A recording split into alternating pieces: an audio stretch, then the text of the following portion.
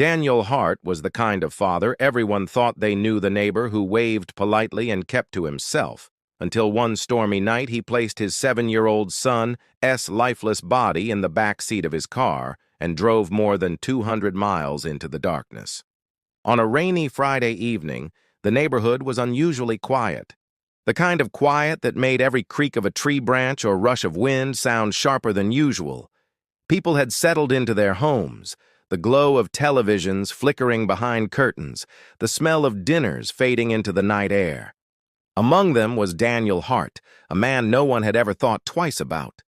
He was the sort of neighbor who waved politely, kept his lawn trimmed, and blended into the rhythm of ordinary suburban life.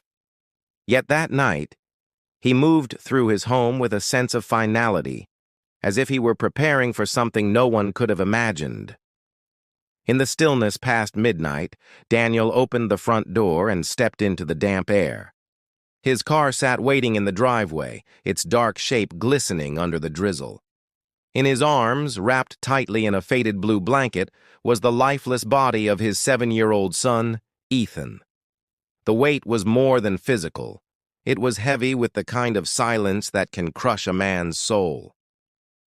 Daniel placed the small bundle in the back seat with a care that seemed both tender and unsettling. He secured the blanket around the boy as if trying to protect him from the cold, even though no warmth could reach him now. The engine started with a low hum, headlights piercing through the fog that had rolled in across the street. No neighbors stirred, no dogs barked, no one saw him pull away. To the world, Daniel Hart was simply another father running an errand late at night. But the truth of what was inside the car was something darker than anyone could have guessed. As the tires rolled over the slick pavement, Daniel kept his eyes fixed on the road, gripping the steering wheel so tightly his knuckles whitened. The rain tapped against the windshield, a rhythm that seemed to echo the chaos in his mind. He did not turn on the radio. He did not hum or speak. The only sounds were the rumble of the engine and the soft, shifting rustle of the blanket in the back seat when the car hit a bump. It was a sound that made his chest tighten each time he heard it, a cruel reminder of what he carried with him. Streetlights gave way to long stretches of darkness as he left the neighborhood behind. The familiar houses disappeared, replaced by empty roads and the endless line of trees swaying in the storm. His path was deliberate, though where it would ultimately lead was known only to him. He avoided the main highway at first, weaving through back roads as if afraid of being seen, every turn of the wheel measured and cautious. Somewhere deep inside, fear and grief battled for dominance. His thoughts were a blur, but his actions carried a strange precision. He had packed nothing else for the journey. No clothes, no supplies, no destination typed into a GPS. Just the boy, the car, and the road stretching endlessly ahead. The night swallowed them whole, leaving behind a town that would awaken the next morning with no idea that one of its own had vanished into the storm, carrying a secret that would soon shatter their sense of safety forever. Daniel drove on through the night, the rain following him like a shadow he could not escape. Each mile placed more distance between him and the life he had known, but the burden in the back seat never changed. At a gas station on the outskirts of town, security cameras later showed his sedan pulling in slowly, headlights glistening against the wet pavement. The lot was empty except for a single truck parked by the convenience store. Daniel kept his head low as he stepped out, his movements stiff and deliberate, and he paid for fuel in cash, buying only an energy drink and a small pack of crackers, his eyes avoiding the clerk at every moment. The rear doors of the car remained locked. No one approached, and no one thought to look inside. Back on the road, Daniel pressed deeper into unfamiliar highways. He turned off his phone shortly after leaving home, severing the last thread of contact with anyone who might have reached him. Investigators would later describe this as one of the most chilling choices of his journey, as though he wanted to disappear not just physically, but entirely. Every stop was calculated. He refueled only where the lights were dim and the lots nearly empty, driving past crowded exits in favor of lonely, unlit pumps. He seemed determined to stay invisible, even if it meant traveling for hours without rest. The miles stretched on relentlessly. Trees lined the interstate like silent witnesses, their dark shapes illuminated only by the sweep of his headlights. Daniel never once veered off course to sleep in a motel. He remained behind the wheel, eyes heavy, knuckles pale from gripping the steering wheel. Every now and then he glanced into the rearview mirror, catching the faint outline of the blanket in the back seat. The sight always drew his gaze away too quickly, as if looking too long might shatter the fragile control he clung to. At one point, he pulled into another gas station, this one brighter and more populated. Families passed through with children half asleep in the back seats of minivans, and the sound of laughter carried faintly through the cool air. Daniel parked on the edge of the lot, waiting until the crowd thinned before approaching the pump. The blanket shifted as he turned the car off, the movement small, but enough to freeze him in place. His breathing grew uneven, and he forced himself to focus on the routine task of filling the tank. To anyone watching, he was just a tired traveler refueling in the middle of the night. To Daniel, every second felt like a battle against exposure. As dawn approached, the landscape around him began to change. The glow of city lights faded behind, replaced by long stretches of rural roads and endless fields. He had crossed into another state, putting more than 100 miles between himself and the town he had left. Yet the further he traveled, the more haunting the silence in the back seat became. No distance could erase what he carried, and no careful planning could disguise the reality of the journey. What remained constant was his refusal to stop, as if the act of driving itself kept the truth from fully consuming him. Each mile marker passed like a countdown, though what he was counting toward, even Daniel may not have known. The life Daniel had left behind was far from the peaceful image his neighbors believed. On the surface, he was the picture of normality, a father who took his son to school, mowed his lawn on Saturdays, and exchanged polite greetings at the grocery store. But beneath that ordinary mask lay a man whose world had been quietly collapsing. Financial records showed a trail of overdue bills and maxed-out credit cards. He was months behind on mortgage payments, and debt collectors were circling like vultures. His modest salary was no longer enough to hold together the life he had built, and the cracks were spreading wider every day. Even more devastating was the state of his marriage. Court papers revealed that his wife had filed for divorce just weeks earlier, citing irreconcilable differences. The custody battle had already begun, and the documents stacked against him painted a grim picture. His wife's lawyers highlighted his unstable income, his temper, and his inability to provide a stable environment. To Daniel, the words felt like daggers, each sentence tearing away at the one thing he believed gave his life meaning.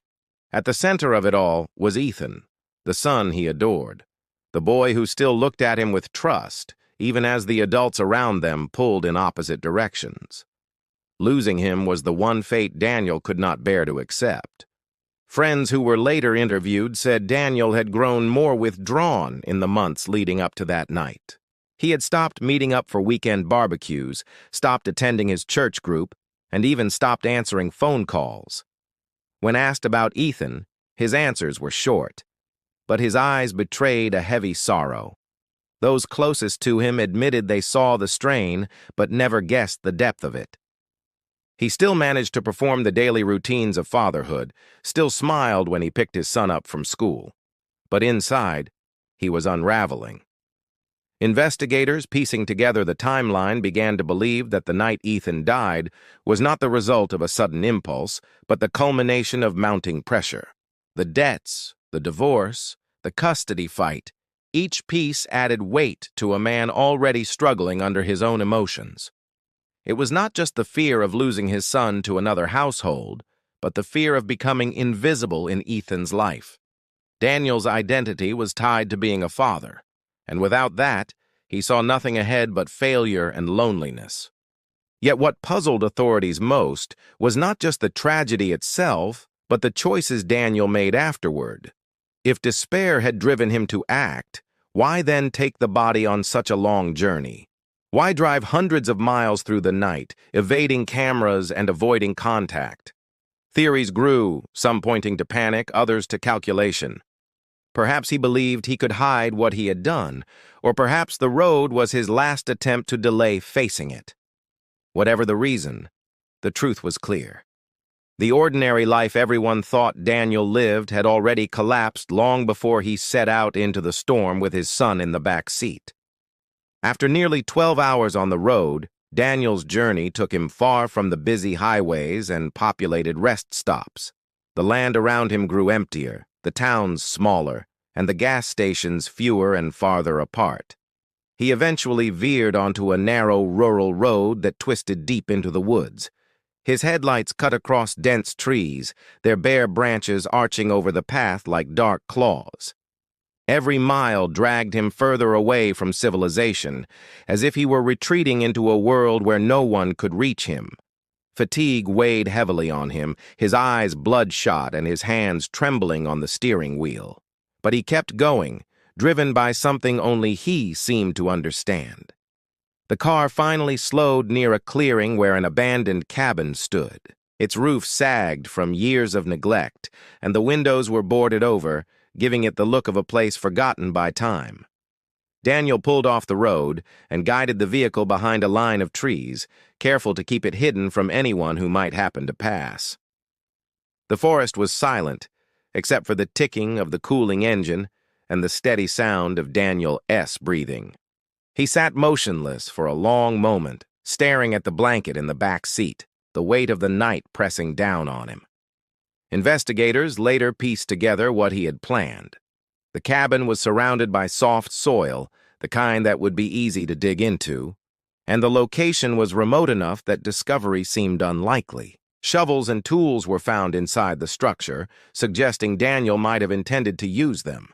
His movements that night hinted at preparation, yet hesitation seemed to stop him at every step. He opened the driver's side door but could not bring himself to step fully out. The cold morning air seeped into the car, carrying the earthy scent of wet leaves and pine. For a man who had driven so far with such grim determination, the final act seemed to paralyze him. Hours passed as the sky shifted from deep gray to the pale light of dawn. Daniel remained in the driver's seat, exhaustion overtaking him.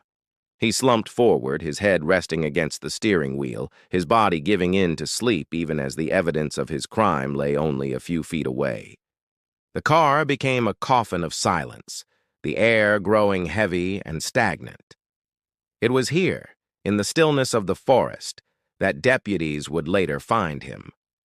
A hunter, walking the trail that morning, had noticed the unusual sight of a car hidden among the trees. Suspicion led him to alert authorities, who arrived quietly, expecting perhaps to encounter a trespasser. Instead, they discovered the haunting scene. Daniel asleep in the front seat, the blanket in the back concealing the truth of his journey. The discovery marked the end of his flight and the beginning of a case that would horrify the community and leave investigators with questions they could never fully answer. News of Daniel's arrest spread quickly, and the community that once saw him as an ordinary neighbor was shaken to its core. Reporters gathered outside the courthouse, broadcasting every detail they could uncover, while stunned residents tried to piece together how a man they had passed in grocery aisles or waved to on sidewalks could be at the center of such a tragedy. Neighbors recalled his polite greetings, his quiet routines, and the image of a father walking his son to school. That picture now seemed fractured, hiding a darkness no one had suspected. Inside the courtroom, the atmosphere was heavy. Prosecutors laid out the evidence with meticulous care, showing the jury the route Daniel had taken, the gas station footage, and the toll records that marked every stage of his 200-mile drive. They described the car as a moving crime scene, a place where silence and grief coexisted with the grim reality of what Daniel had done. Photographs of the cabin site and the tools found there added to the weight of their argument, suggesting that he had planned to hide what had happened rather than face it. The jury listened in grim silence, the haunting details leaving an unshakable impression. Daniel's defense painted a different picture, one of a man crushed by fear and desperation. They spoke of the debts, the custody battle, and his growing sense of hopelessness. They argued that he had not acted out of cruelty, but out of a misguided attempt to hold on to the only person who gave his life meaning. They pointed to his exhaustion, his lack of a clear plan, and the fact that he never went through with concealing the body as signs of a broken mind rather than a calculating killer. But the prosecution reminded the court of the undeniable fact. Ethan was gone, and his father had chosen the path that led to his death. When the verdict came, the silence in the courtroom was absolute. Daniel was found guilty on all counts and sentenced to life in prison without the possibility of parole. His face, once familiar to so many, became the face of a man who had crossed an unthinkable line. Some wept openly, others sat in stunned quiet, struggling to reconcile the man they thought they knew with the man standing in chains before them. Outside the courthouse, candles and flowers appeared in front of the family's old home, left by those who mourned for Ethan. His classmates drew pictures and wrote messages, leaving them at the school where he had once played and laughed. The story became more than a local tragedy. It was carried across news outlets nationwide, sparking conversations about desperation, custody battles, and the hidden struggles people carry in silence.